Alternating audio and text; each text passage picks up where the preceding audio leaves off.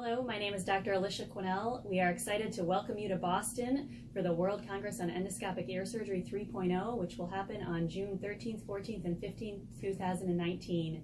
This event, which will be hosted by Drs. Daniel Lee and Michael Cohen, will bring together a large number of otologic surgeons with an interest and expertise in endoscopic ear surgery. This is going to be an exciting and terrific event. As chair of the pre-Congress activities, I'd like to tell you about some exciting events that we have that will occur on June 11th and 12th, 2019, prior to the World Congress. This includes a hands-on dissection laboratory, as well as a day of live surgery observation. Well, if you'll follow me, I'll show you our Joseph B. Nadal Surgical Training Laboratory, where we'll be hosting our workshops. Come on in.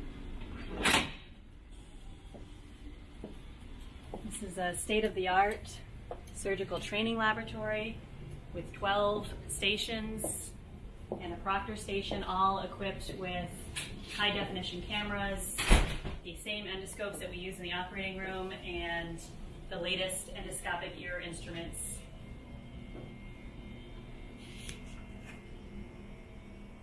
We welcome you to Boston.